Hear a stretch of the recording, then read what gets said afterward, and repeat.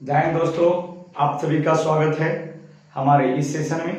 तो आज जैसा कि आप लोग देख पा रहे होंगे, आज का जो हमारा सेशन है वो बायोलॉजी का आरबीसी है, जिसको रेड ब्लड कॉर्पसेल्स के नाम से जानते हैं अंग्रेजी में, और हिंदी में इसको बोलते हैं लाल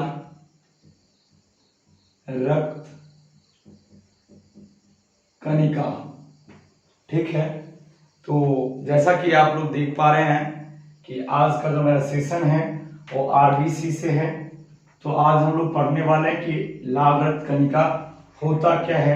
तो सबसे पहले जो देखिए कि आरबीसी जो है, आरबीसी को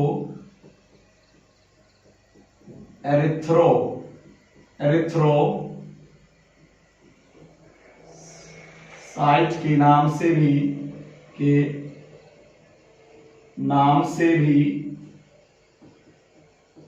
जाना जाता है।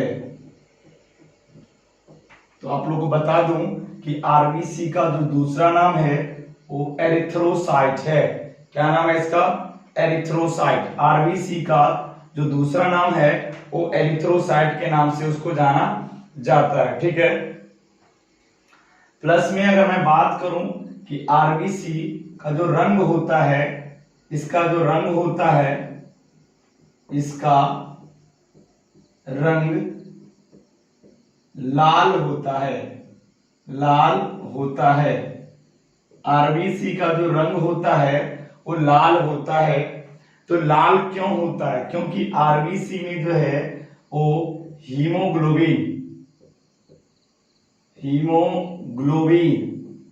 हीमोग्लोबिन जो है वर्णक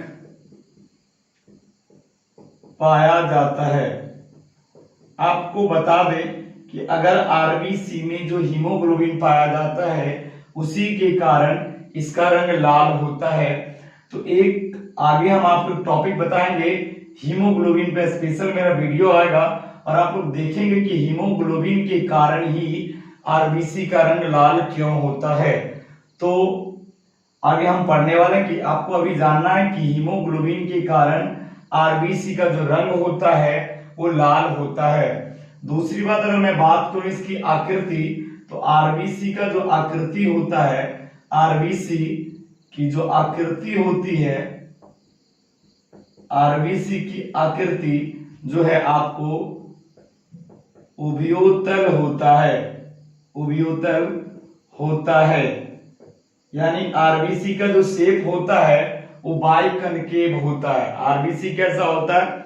उभयोतल होता है। दूसरी बात, जो स्तनधारी का जो आरबीसी होता है, स्तनधारियों के शरीर में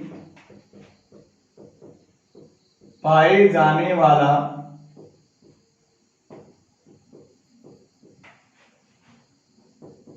आरबीसी में केंद्रक अनुपस्थित होता है। जो स्तनधारियों का जो आरबीसी होता है उसमें केंद्रक नहीं पाया जाता है। लेकिन अपवाद की बात करो, अपवाद की अगर मैं बात करूं, एक्सेप्शन में, अपवाद में ऊंट की एक प्रजाति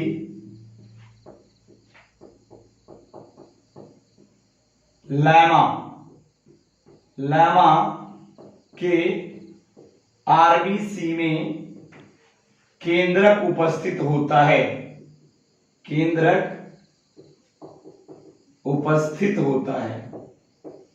जो लैमा होता है, ऊंट की प्रजाति लैमा है, उसके आरबीसी में केंद्रक पाया जाता है। ये आपको विशेष रूप से इस पॉइंट को आप याद रखेंगे कि आरबीसी किस स्तनधारी में पाया जाता है। तो ऊंट की एक प्रजाति लैमा है, उसके आरबीसी में केंद्रक पाया जाता है। अगर मैं इसकी बात करूं तो आरबीसी का जो निर्माण होता है, आरबीसी का जो निर्माण होता है, आरबीसी का जो निर्माण है वो लाल अस्थिमज्जा लाल अस्थि मज्जा। आप लोग पढ़िएगा कि अस्थि मज्जा कितनी तरह का होता है। आप लोग का आगे टॉपिक हम पढ़ाएंगे कि बोन मैरो क्या होता है, तो हमारे साथ बने रहिए। आप अभी जानिए कि जो आरबीसी होता है उसका निर्माण जो है वो लाल अस्थि मज्जा में होता है। लाल अस्थि मज्जा में आरबीसी का निर्माण होता है, और आरबीसी का जो निर्माण होता है, आरबीसी का निर्माण जो है वो आपको अस्थि मज्जा में, लाल अस्थि मज्जा में, लाल अस्थि मज्जा, रेड बोन मैरो, लाल अस्थि मज्जा में 48 घंटों में होता है। यानी आरबीसी का जो फॉर्मेशन का टाइम पीरियड है वो 48 आवर्स का होता है। 48 आवर लगता है आरबीसी को बनने में। अगर मैं इसकी संख्या की बात करूं आरबीसी, लेकिन एक और जान लीजिए, जो नवजात शिशु होता है, नवजात शिशु में आरबीसी का निर्माण वो आपको लीवर में होता है, यकृत में होता है। आरबीसी का जो निर्माण जो है नवजात शिशु के अंदर आपको यकृत में होता है। जो भी हमारे अभी जो नई वैकेंसी टीचर की आई है ना, बीपीएससी सेकेंड फेज का, जो भी साइंस के हमारे फ्रेंड्स हैं, अगर आपका बायोलॉजी है तो आप जो है हमारे सेशन से जुड़े रहिए। आपको जो है हम इस सेशन के माध्यम से बायोलॉजी प्लस केमिस्ट्री का जो है जो क्वेश्चन, इंपॉर्टेंट क्वेश्चन है, वो अपने चैनल के माध्यम से करवाएंगे। और आपको ये क्वेश्चन सब बीपीएससी जो है टीचर भर्ती, जो साइंस के हमारे स्टूडेंट्स हैं उसको फायदा होंगे। तो वो भी स्टूडेंट आप ब्लड से जो क्वेश्चन आएंगे वो इस तरह के क्वेश्चन इसमें मिलने वाले हैं। अगर मैं इसकी बात करूं, इसकी संख्या की, जो आरबीसी का जो संख्या है, आरबीसी की जो संख्या है, आरबीसी की संख्या जो है, आरबीसी की संख्या वो 4.5 मिलियन से 5.5 मिलियन होता है, मिलियन प्रति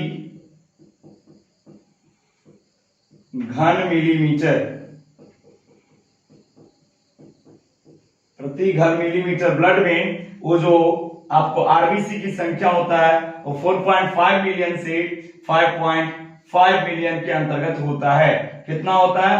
4.5 मिलियन से 5.5 मिलियन के आसपास जो है इसकी संख्या होता है। आरबीसी की जो संख्या की अगर मैं बात करूं तो आरबीसी की संख्या जो आपको है 4.5 मिलियन से 5.5 मिलियन के अंतर्गत होता है। इससे आगे अगर मैं बात करूं आरबीसी की, जो मैं बात करूं तो आरबीसी जो इसका जो वर्क है, ये आरबीसी जो है, आरबीसी जो है, आरबीसी O2 और CO2 का क्या करती है? परिवहन करती है, परिवहन करती है। तो आरबीसी, इसके बाद अगर मैं बात करूं आरबीसी की जीवन अवधि की बात करूं, अगर मैं इसका लाइफ स्पान की बात करूं तो आरबीसी, आरबीसी की जो जीवन अवधि होती है, आरबीसी का जीवन अवधि, जीवन अवधि, आरबीसी का अगर मैं लाइफ टाइम की बात करूं, किसकी बात करूं? लाइफ स्पान की अगर मैं बात करूं तो 120 दिनों का होता है, 120 दिनों का होता है। आरबीसी की अगर मैं जीवन अवधि की बात करूं तो 120 दिनों का होता है। इसके बाद अगर एक क्वेश्चन और बताने का प्रयास करूंगा, एक क्वेश्चन और लिख लीजिए यहां पे कि आरबीसी का जो कब्रिस्तान, यानी आरबीसी का जो कब्रिस्तान किसे कहा जाता है? तो आरबीसी का कब्रिस्तान जो है आपको वो प्लीहा को कहा जाता है, प्लीहा को कहा जाता है, कहा जाता है।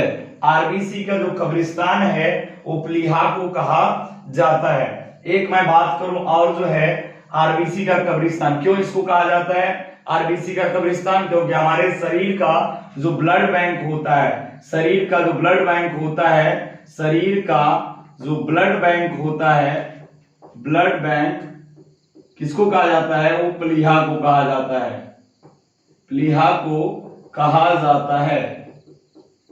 अगर ब्लड प्लीहा के अंदर रहता है तो ब्लड जो है अगर वो मरेगा तो कहां मरेगा, प्लीहा में मरेगा। इसलिए आरबीसी का जो कब्रिस्तान है वो किसको कहा जाता है, प्लीहा को कहा जाता है। तो आज जो है आरबीसी से जो मुख्य इंपॉर्टेंट क्वेश्चन बनते हैं एग्जाम्स में वो आपको हम यहाँ कवर करा दिए। कल का जो मेरा सेशन होगा वो स्पेशल जो है हीमोग्लोबिन पे होगा। किस पे होगा, हीमोग्लोबिन कि हीमोग्लोबिन क्या होता है, हीमोग्लोबिन काउंट क्या होता है, हीमोग्लोबिन की जो है आपका उसमें कितना परसेंट आयरन्स होते हैं, कितना परसेंट प्रोटीन्स होते हैं, वो सारे हम कल के टॉपिक में जो है कल के वीडियो में डिस्कस करेंगे। तो अगर मेरा ये अच्छा लगा सेशन तो आप इस सेशन को लाइक करिए, सब्सक्राइब करिए और अपने दोस्तों को भेज दीजिए। धन्यवाद।